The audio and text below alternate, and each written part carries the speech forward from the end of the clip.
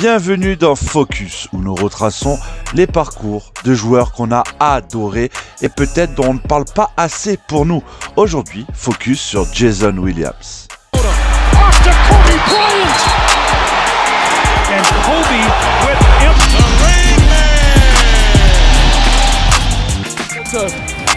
Re-establish and knock in the game-tying three. And Ray Allen over Toronto. 7 straight points by Iverson. Looked like he was dead in the water. Allen Iverson. And that is just greatness.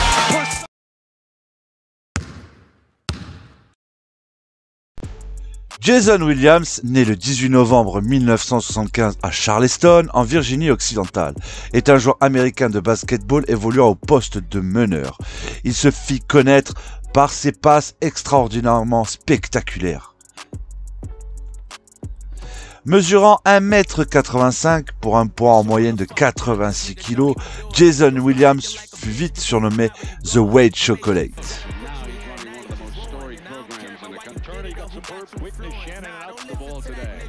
Averaging 6 assists a game. Turns the ball over a little too much. That's what he has to work on. Understanding a bad shot and a bad pass. Jason Williams effectue sa carrière universitaire dans le club des Gators de la Floride, à l'université de Floride. En 1998, il est suspendu pour consommation de marijuana. Il s'inscrit à la draft de 1998 de la NBA et est sélectionné en 7e position par les Sacramento Kings. With the 7th pick in the 1998 NBA draft. Jason Williams was definitely flash of his time, and he definitely was one of the premier guards of his time.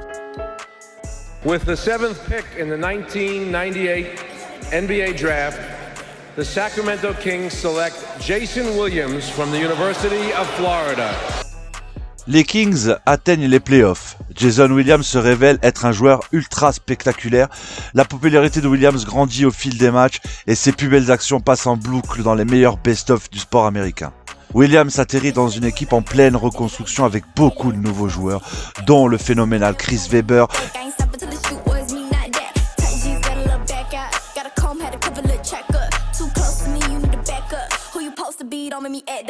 l'expérimenté Vlade Divac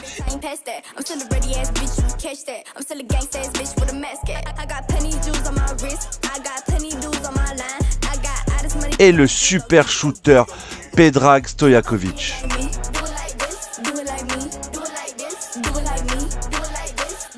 Pendant sa première saison rookie, il cumule 12,8 points et 6 passes décisives par rencontre. Il est 2e au classement du rookie de l'année. Hélas, en 98, il y avait la naissance d'un monstre, Vince Carter. 1998 NBA draft, the Golden State Warriors select Vince Carter from the University of North Carolina.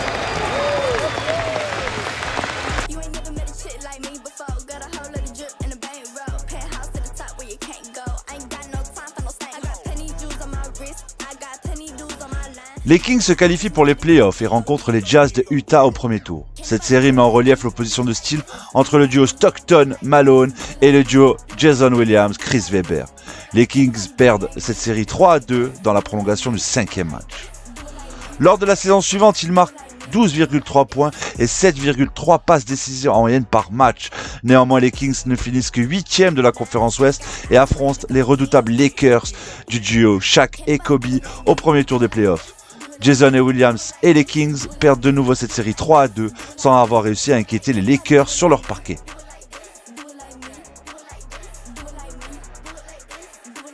En 2001, le temps de jeu de Williams est en baisse. Il n'a plus la confiance de son entraîneur Rick Adelman.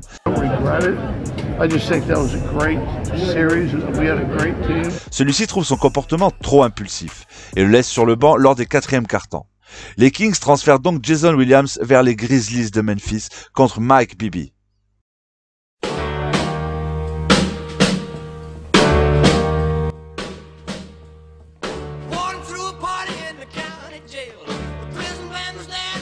The White Chocolate débarque dans la ville de Memphis, la ville du rock. Et il n'est pas tout seul, il débarque avec les Grizzlies, anciennement basés à Vancouver et, avec des résultats médiocres, ont décidé de déménager à Memphis.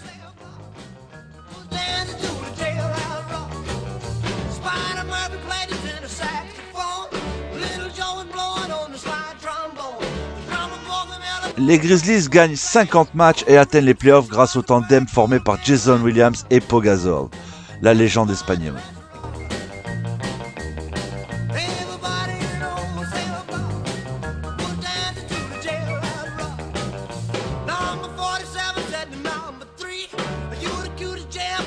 Ils sont néanmoins balayés 4-0 par les Spurs de San Antonio du duo Parker-Duncan.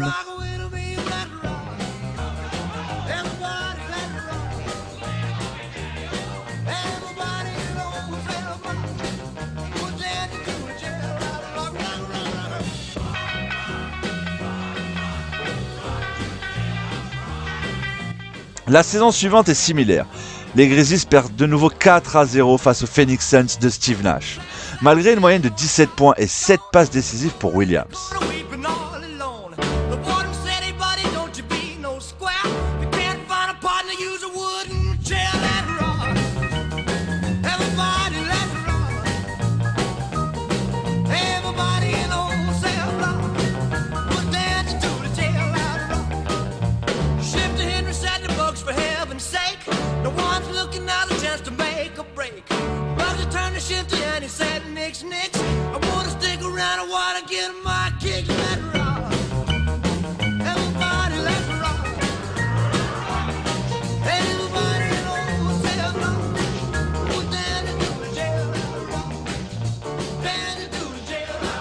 Cette saison est aussi marquée par la mésentente entre Jason Williams et son entraîneur Mike Fratello.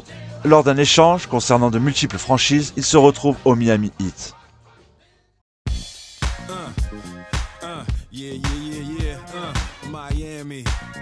The White Chocolate débarque à Miami en quête de titre et malgré une blessure au genou, il compte bien réussir à rapporter une bague dans la famille Williams.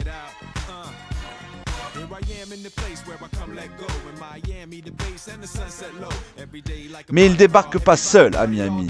Une équipe de vieux briscards l'entoure avec Shaquille O'Neal,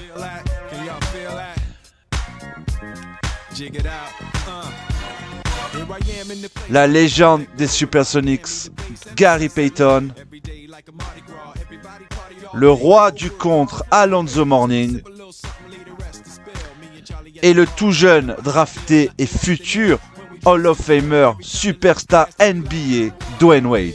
L'équipe est construite entièrement pour Dwyane Wade, pour le faire briller, pour avoir des résultats et pour créer une des plus grandes surprises de l'histoire de la NBA avec un potentiel titre pour cette nouvelle franchise.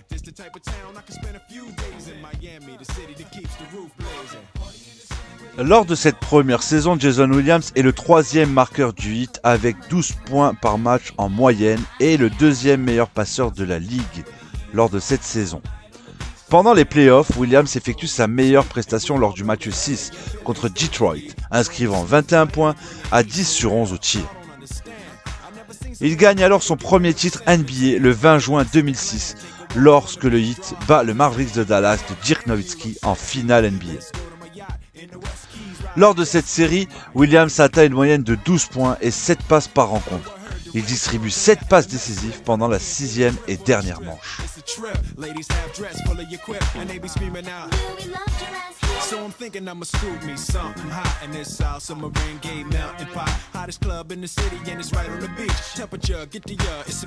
Pendant la saison 2006-2007, Jason Williams joue 61 matchs.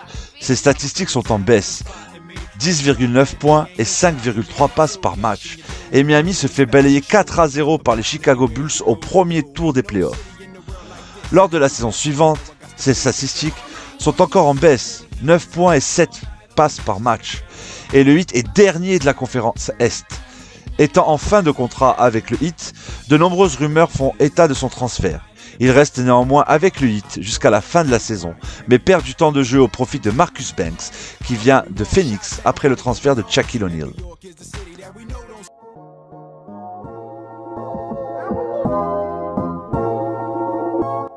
En 2009, Jason Williams tente son comeback au Orlando Magic, âgé de 33 ans.